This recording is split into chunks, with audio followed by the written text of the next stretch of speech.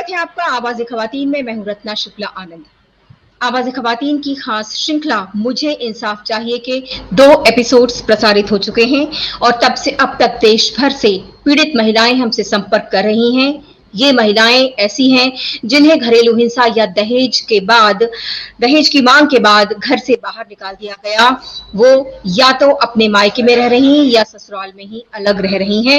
इन महिलाओं का कहना है कि इन्हें या तो फतवा जारी करके तलाक दिया गया है या फिर स्पीड पोस्ट के जरिए, डाक के जरिए तलाक दिया गया है। हमारे साथ मौजूद हैं शिवा असलम फहमी जी। शिवा जी जानी मानी पत्रकार हैं, लेखिका हैं, सामाजिक कार्यकर्ता हैं। खासतौर से महिलाओं से संबंधित मुद्दों पर शिवा जी ने काफी काम किया है। हमारे साथ रुखसार मेमन मौजूद हैं जो कि पेशे से वकील हैं। आप सभी मेहमानों का स्वागत है आवाज़ ख़वातीन में। सबसे पहले मैं बात करती हूँ शिवा जी से। शिवा जी, आपसे मैं जानना चाहूंगी, आपने कुरान को बहुत अच्छी तरह पढ़ा है। आप ये बताएं कि ये जो तलाक देने का तरीका है, ये क्या इस्लाम के हिसाब से जायज़ है? देखिए, कुरान में तलाक का बहुत इलैबोरेट ज़िक्र है और तरीक़ा बताया गया है। उस तरीक़े में arbitration for the purpose of reconciliation बहुत साफ मेंशन किया गया है। तो इसमें जो हमारी पीड़िता बता रही हैं कि किसी भी लेवल पर रिकंसिलिएशन की कोई कोशिश नहीं की गई है, परिवारों को और समाज को बिठा करके बात नहीं की गई है, तो ये एक बहुत बड़ी कमी है पूरे प्रोसेस की।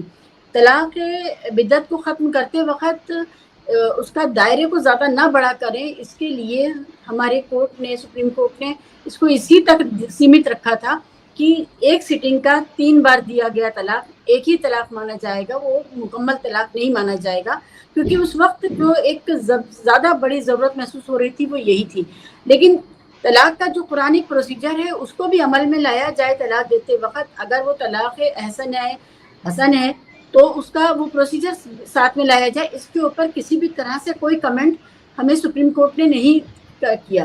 तो ये वाली जो एक कमी रह गई है, और हमें अंदाज़ा था कि ये जो अभी जिस ज़ेरे बहस जो मुद्दा है उसी तक बात हो रही है, आगे बात नहीं हो रही है। तो आज नहीं तो कल ये मामले बीच में सामने आएंगे कि जो मोडस ऑपरेंडी है, जो प्रोसीजर है, जो SOP कुरान शरीफ बताता है, वो अपनाया नहीं गया है। वो बिल्कुल वही बात है कि एक तरफा तलाक है ये, चाहे ये स्पेसिंग के बाद दी गई है, 3 महीने की स्पेसिंग के बाद दी जा रही है, लेकिन ये एक तरफा तलाक है जिसमें कम्युनिकेशन जो है वो एक सीधे हथौड़े की तरह तलाक का कागज़ भेजा गया है, और ये कोशिश नहीं की गई है कि पहले उससे जो कुरानिक प्रोसीजर वो अपनाया जाए। तो सबसे बड़ी कमी इस पूरे मामले में यही नज़र आ रही है। मगर जो प्रोसीजर का जो सवाल है वो हमारे 3 तलाक के कानून में रह गया है और उसको होना चाहिए।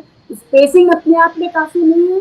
कई बार ऐसा होता है कि सिर्फ स्पेसिंग हुई, लेकिन जो इम्पीरियसनेस है, जो ज़बरदस्ती है, या जो पितृसत्तात्मक मर्दवादी तरीके हैं, वो वही रहते हैं स्पेसिंग के बावजूद। तो एक समाज के ज़रिए, परिवारों के ज़रिए जो कोशिश होती है, उसका मौका ज़रूर इस बीच में होना चाहिए। मेरा ओपनिंग रिमार्क इस केस में भी यही है। इससे पहले वाले भी जो आए थे उसमें भी मुझे सबसे ज़्यादा यही कमी नज़र आती है, क्योंकि कोई भी मर्द हो या औरत हो, अगर वो किसी के साथ नहीं रहना चाहता है तो ये उसका हक है, वो अलग हो सकता है, बिना कारण बताए भी अलग हो सकता है। अगर महिला ये चाहे कि वो कारण नहीं बताना चाहती, लेकिन वो इस पुरुष के साथ रिश्ते में नहीं रहना चाहती, तो वो अलग हो सकती है। पति भी अलग हो सकता है, लेकिन जो प्रोसीजर है उसको अपनाया जाना चाहिए। रत्ना जी, क्या है कि ऐसे बहुत सारे जो मामले सामने आ रहे हैं, उन सब में एक ही बात लड़की के पक्ष से बार कही जा रही है कि इसमें आर्बिट्रेशन नहीं हुआ है, और उनको एक तरफा तलाक इस सेंस में दिया जा रहा है कि उन्हें पता नहीं था कि उनका रिश्ता इतना बिगड़ चुका है, तलाक तक नौबत आ जाएगी, मेरे हस्बैंड ने मुझे मौका नहीं दिया मामले को ठीक करने का। तो ये एक बात है जो हम लगातार मुस्लिम जो नए मामले आ रहे हैं मुस्लिम तलाक के, उसमें हम फेस कर रहे हैं। तो मुझे लगता है कि क्योंकि कोर्ट में, सुप्रीम कोर्ट तक मामला चला गया है, तो इसमें किसी ना किसी तरह का प्रोसीजर को अडॉप्ट करने का डायरेक्शन बहुत जल्दी आ जाना चाहिए। और ये कोई बहुत बड़ी बात नहीं है, क्योंकि जो प्रोसीजर है उसको अपनाया जाए। ये बहुत कोई नया कानून नहीं है, या कोई जो प्रैक्टिस है उसको निरस्त करने की बात नहीं है। और ज़्यादातर तलाक के मामलों में इतना मौका होता है, बीच बचाव होता है, लोग प्रोसीजर को अपना लेते हैं। जी, रुखसार, आपकी इस पर क्या प्रतिक्रिया है? पहले तो मैं ये बोलना चाहूंगी कि इंस्टेंट ट्रिपल तलाक बैन करने का रीजन यही था कि हम एक प्रोसीजर ऑफ मीडिएशन फॉलो करें। बट प्रॉब्लम क्या है कि हमारे पास जो मुस्लिम कोडिफाइड लॉ नहीं है, हम उसे कोर्ट के जरिए कैसे चैनल करें। तो इट इज वेरी इंपॉर्टेंट कि हमारे पास मुस्लिम कोडिफाइड लॉ हो जहाँ पे कोर्ट जिम्मेदारी ले रहा हो कि मीडिएशन हो। तलाक बिद्दत इज इंस्टेंट ट्रिपल तलाक जो बैन हुआ है, तलाक हसन इज अ प्रोसीजर। जब वो प्रोसीजर ग्राउंड लेवल पे फॉलो नहीं हो रहा है बाय कॉमन पीपल या family members, it is very necessary that court takes that responsibility कि कोर्ट मीडिएशन हो। मैं कहूंगी कि इंटायर मुस्लिम कम्युनिटी विमेन का मामला बहुत संजीदा है, क्योंकि अगर आप देखेंगे तलाक बिद्दत बैन करने के बाद अबैंडनमेंट बढ़ चुका है, पॉलीगैमी एज एन एस्केप है, तो वो चैनल बंद करना बहुत जरूरी है। तो अगर मैं कहूंगी कि हर मुस्लिम कम्युनिटी या हर औरतों के केसेस बहुत ही संजीदा है, कोर्ट और पुलिस को बहुत सीरियसली लेना चाहिए। They should be on a fast track because I believe that women are in need of justice and इसे मैं इमरजेंसी सिचुएशन कहूंगी, emergency situation of women, because काफी दिक्कतें आएंगी आगे। तो इट्स वेरी नेसेसरी कि हम एस्केप का एक जरिया बंद करें, हम अबैंडनमेंट को रिड्यूस करें and we come to a solution where we have law. क्या आपको लगता है कि जो कानून के दायरे के भीतर ही तलाक हो, उसके बाद उसके बाहर किसी भी तरह के तलाक ना हो, ताकि जो घर बर्बाद हो रहे हैं 2-2 महीने के भीतर, जो शादियां टूट रही हैं और लोग आसानी से अपनी पत्नियों को छोड़ दे रहे हैं, बच्चों को छोड़ दे रहे हैं, उनकी कोई परवाह नहीं कर रहे हैं, ये सारी मुश्किलें बंद हो, क्योंकि इससे एक बहुत ही मुश्किल पैदा हो रही है खास तौर से। शिवा जी, आप बताएं इस पर, आप क्या कहेंगे? मैं तो शादी का जो पूरा ये जो अरेंज मैरिज का तरीका है, मैं तो उसी पर सवाल उठाऊंगी कि ये कौन सा तरीका है कि जब आप सारी उम्र के लिए किसी के साथ जाने वाले हैं और उसमें आपके घर वाले, आपका समाज, ये सारे लोग सामने आते हैं, लेकिन आपको उतना एक्टिव रोल प्ले करने नहीं दिया जाता है अपने साथी के चुनाव में। हम लोग की परेशानी वहीं से शुरू होती है पूरे समाज के अंदर, और इसलिए मैं बड़ा प्रमोट करती हूँ कि अरेंज मैरिजेस के बजाय पढ़े लिखे लड़के लड़कियां हैं, वो अपने मिजाज के हिसाब से, अपने कामकाज के हिसाब से, उन सब चीज़ों को देखते हुए अपना साथी पसंद करें और उस रिश्ते में जाएं जिसमें एक बुनियादी भरोसा और एक दूसरे को के साथ निभाने की जो एक वो होती है, कमिटमेंट होता है, वो उसके तहत जाएं। तो ये बहुत ज़रूरी है कि हम शादी जिस जिस वक्त शादी होती है उसके बाद से हम एकदम से सोचें कि ये रिश्ता सीमेंट हो गया।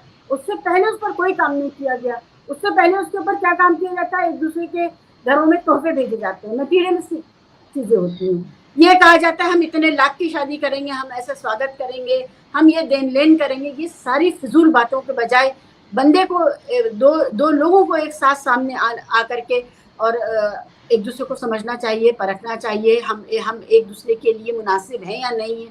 अब आप ये बताइए कि मैं साफ ये बात कहूंगी कि अगर कोई इंसान शादी के बाद, अरेंज मैरिज के बाद ये रियलाइज करता है 1 महीने में, 2 महीने में, 3 महीने में कि भाई हम एक दूसरे के लिए नहीं बने हैं, तो क्या उसको ये हक है कि वो इससे बाहर चला जाए, या शादी जिंदगी भर का जुआ है जो उसके गले में पड़ जाएगा, अब वो उसको उतार के फेंक नहीं सकता। ये नहीं होना चाहिए। यहीं पर अगर कोई महिला होती और वो कहती कि मुझे ये आदमी बर्दाश्त नहीं है, मैं नहीं रहना चाहती इसके साथ, मैं कारण नहीं बताना चाहती, मैं पब्लिक में इसकी बेइज्जती नहीं करना चाहती, इसके परिवार की बेइज्जती नहीं करना चाहती, लेकिन मैं रहना नहीं चाहती। और ऐसा वाकया इस्लामिक हिस्ट्री में हुआ है, जब महिला ने आके प्रोफेट से कहा कि मैं इस आदमी के साथ नहीं रहना चाहती, मैं वजह नहीं बताऊंगी, लेकिन मैं नहीं रहना चाहती। प्रोफेट ने उसी दम उसको अलहदगी का हुक्म दिया और उसी से, वहीं से इंस्टेंट ट्रिपल तलाक की परंपरा पड़ी, और वो महिला के फायदे के लिए था, जिसको बाद में, क्योंकि मर्दवादी समाज है, मर्दों ने अपने हिसाब से ध्यान दिया था। तो कोई भी 2 लोग अगर उनमें से एक आदमी साथ नहीं रहना चाहता तो ये उसकी आज़ादी है, उसको आप जबरदस्ती गला पकड़ के नहीं ला सकते कि नहीं अब तुम्हें इसी के साथ रहना है क्योंकि घर वालों ने तुम्हारे लिए ये पसंद कर दिया। तो ये हमारे पूरे तरीके में ही प्रॉब्लम है, और उस तरीके का प्रॉब्लम जो है फिर सारा का सारा सिमट के उस लड़की या उस लड़के के ऊपर आ जाता है। हम लोगों को बहुत शुरुआत से समझना चाहिए कि ये दहेज दिया क्यों जा रहा था, ये दहेज देते समय आप ये उस क्राइम में शामिल हो क्यों रहे थे, आप ये कैश दे क्यों रहे थे, अभी स्थिति ये है कि लड़की वालों से कोई नहीं पूछता है कि आपने ये खून मुंह को क्यों लगाया, उनको क्यों ये बुरी आदत डाली, इसमें आपने सहभागिता क्यों निभाई, ये सारे सवाल है करने के। जी हाँ, बिल्कुल। दहेज लेना और देना दोनों ही जब अपराध कहे जाते हैं है तो ना, ये बिल्कुल होना चाहिए। लड़की वाले बड़े आराम से बाद में FIR में लिखाते हैं, पहले उनसे कोई सवाल नहीं करता है कि आप ये कार दे रहे हैं, आप ये सोना चांदी दे रहे हैं। उसमें सारे लोग शामिल होते हैं उन शादियों में, पढ़े लिखे, उसमें IPS ऑफिसर भी होगा, उसमें इलाके का MLA भी होगा, उसमें जज भी होगा, उसमें मौलाना भी होंगे। ना इस्लाम के नजरिए से, ना रूल बुक जो इंडिया का CRPC है उसके नजरिए से, ना नैतिकता के नजरिए से कोई एतराज नहीं करता है। ये सब कुछ बहुत गड़बड़ हो रहा है। कुछ एक जगह पर आप जब आते हैं तो रस्सी जैसे पीछे के तागे खुलते चले जाते हैं। शिबा जी, आज शरीयत का, कुरान का हवाला देके इस तरह के तलाक दिए जा रहे हैं। दहेज की जब बात आती है तो ये तो जायज नहीं है, मुझे लगता है, जितनी मुझे जानकारी है कि ये तो कहीं से भी जायज नहीं है इस्लाम के मुताबिक भी दहेज लेना या देना। ये सारी परंपराएं, ये कुरीतियां जो हैं वो कैसे धीरे धीरे घर कर गई हैं हमारे पूरे समाज में, और हम सब जो है उसका शिकार हो रही सारी महिलाएं, और सिर्फ महिलाएं नहीं, उनके बच्चे शिकार हो रहे हैं, आने वाली पीढ़ियां भी शिकार हो रही हैं। आपसे जानना चाहेंगे कि ये सब जो दुरुपयोग किया जा रहा है धर्म के आधार पर, इसको क्या कहेंगे आप? इस देश में हिंदू हो या मुसलमान, सिख हो या ईसाई, दहेज का लेन देन करके, तय तोड़ करके, रेट अपने लड़के का तय करके जो लोग बहुएं लेके जाते हैं, उन पर सवाल कहाँ उठ रहा है? तो ये तो हमारे पूरे भारतीय समाज की विडंबना है ना। आज आप इस्लाम का हवाला क्यों दे रहे हैं जब आपने सारी शादी का प्रोसेस गैर इस्लामी किया था? क्यों दे रहे हैं? कहाँ से आती है ये हिम्मत कि सिलेक्टिवली हम इस्लाम को अपनाएंगे, हम इस्लाम को कट पीस में अपनाएंगे? कहाँ से आती है? तो ना इस्लाम का हवाला दीजिए, ना कानून का हवाला दीजिए, क्योंकि उस समय भी आप क्राइम कर रहे थे जब आप दे रहे थे और ले रहे थे। तो ये फिजूल बात है कि हम सिलेक्टिवली खड़े हो जाएं और कहें कि भाई ये हुआ। हम लड़कियों में ये हिम्मत डालते ही नहीं है कि जब उनके साथ क्राइम हो तो वो मुंह खोले, उसके खिलाफ आवाज उठाएं। हम ऐसा कच्चा प्रोडक्ट लॉन्च करते हैं लाइफ में, अपनी बच्चियों को हम तैयार ही नहीं करते हैं कि वो आने वाले वक्त का सामना कर सकें। शिबा जी, बहुत सारे सवाल खड़े हो रहे हैं। अभी भी उसमें लड़कियों का कहना है कि वो घर बसाना चाहती है, जबकि उनके साथ बहुत घरेलू हिंसा हुई है और बहुत तरह से वो प्रताड़ित हुई हैं। इसमें एक पहलू ये आता है कि लड़कियों की जिस तरह से परवरिश की जा रही, जैसे आपने कहा कि उनको किसी तरह की जागरूकता नहीं अपने अधिकारों को लेकर, वो सोचती है कि घर हमारा बसा रहे ताकि हमारे माँ बाप के ऊपर बोझ ना पड़े, हम अपने मायके जाकर ना रहें, क्योंकि वो अपने पैरों पर नहीं खड़ी, तो उनको लगता है कि हमारे पास तो आर्थिक रूप से हम सक्षम नहीं है, तो किसी तरह हम चल रही है उस घर में निभाते रहें। तो वो जो परंपरा पुराने समय से चली आ रही है, जबकि लड़कियां अशिक्षित होती थी, उनके पास शिक्षा नहीं होती थी, वो अपने पैरों पर खड़ी नहीं होती थी, तो वो बर्दाश्त करती रहती थी। उनको यही सिखाया जाता था कि किसी तरह आप बर्दाश्त करते रहिए। परंतु अब भी इस तरह की समस्या से हम दो चार हो रहे हैं, तो वाकई कहीं ना कहीं बहुत बड़ी कमी है जागरूकता की, कहीं ना कहीं बहुत बड़ी कमी है। लड़कियों को हम शायद सही तरह से शिक्षा नहीं दे पा रहे, उन्हें तैयार नहीं कर पा रहे। शिवा जी, ये रवैया जो समाज का है कि लड़की बोझ है, लड़की अपने पति के घर रहे, पति जैसा भी हो बर्दाश्त करे, उसको पैसे का लालच दे करके बर्दाश्त करवा रहा है, ये सब ये हमारे पूरे समाज के बारे में एक खिड़की खोल रहा है, जहाँ से उस गंदगी को आप देखिए कि लड़की वाले क्या कर रहे हैं। लड़की वालों का रोल यहाँ पर मुझे समझ नहीं आ रहा है कि आप जो लड़की वाले हैं, उन्होंने अपनी बच्ची को किस तरह पाला पोसा है कि पढ़ाई लिखाई से लैस होकर के, सारे कानूनों से इस देश के लैस होकर के भी वो लड़की अपने आप को इतना हीन समझ रही है, इतना बेवकत समझ रही है कि उसको उसी आदमी के साथ रह लेना है जो कह रहा है जेल जाऊंगा, तुम्हारी सूरत नहीं देखूंगा। ये क्या है?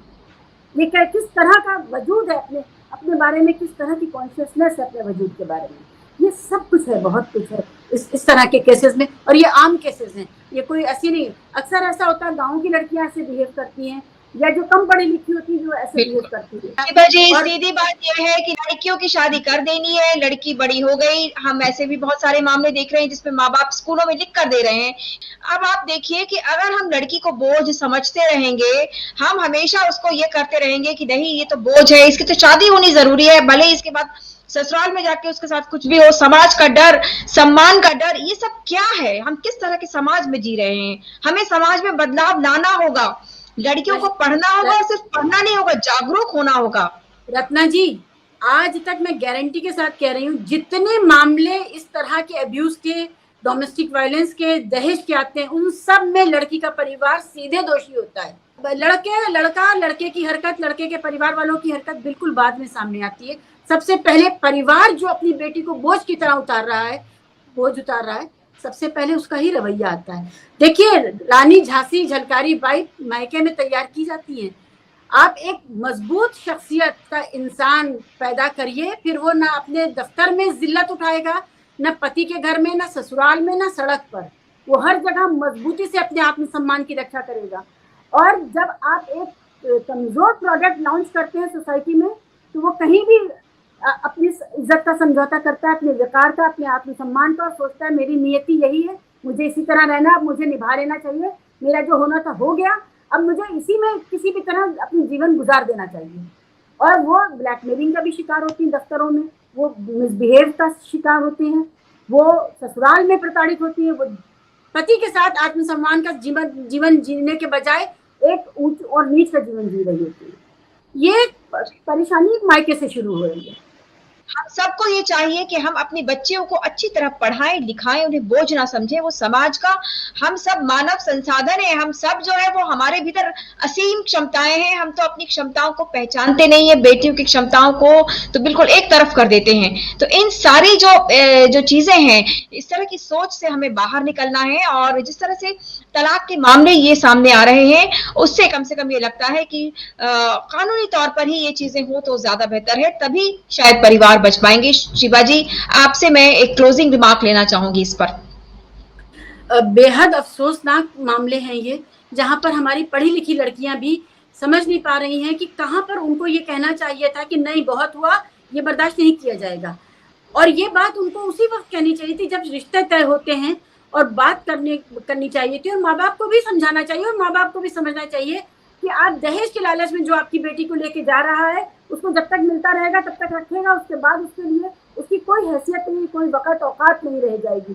ये चीजें हम लोगों को जहाँ से पकड़नी है वहां से ना पकड़ के, हम जो आखिर में जो परिणति है, हम वहां पर जाकर के उसको पकड़ने की कोशिश करते हैं। ये बहुत अफसोसनाक है। जहाँ तक प्रोसीजर अडॉप्ट ना करने का सवाल है, मुस्लिम परिवारों को ये बात हमेशा याद रखनी है कि आज आपको लग रहा है कि आप लड़के वाले, आप प्रोसीजर अडॉप्ट नहीं कर रहे हैं, एक तो कानून आपकी गर्दन पर नापेगा ही नापेगा, आप पकड़े जाएंगे। लेकिन आज नहीं तो कल आपकी बहन बेटी भी होगी, तब आपको समझ में आएगा कि आप प्रोसीजर फॉलो करें।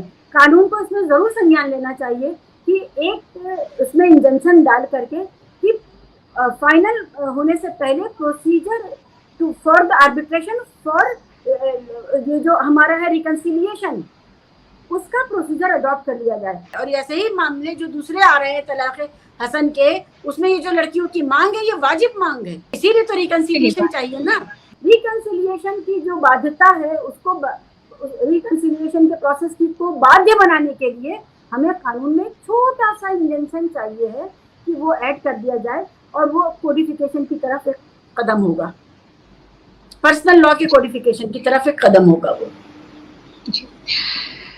आप सभी मेहमानों का बहुत बहुत शुक्रिया। हम उम्मीद करेंगे कि जिस तरह के बदलावों की मांग की जा रही है वो जल्द से जल्द हो, ताकि महिलाओं को एक अच्छा जीवन मिल सके, ना केवल अभी की महिलाओं को बल्कि आने वाली जो पीढ़ी है वो भी अपना जीवन अच्छी तरह जी सके।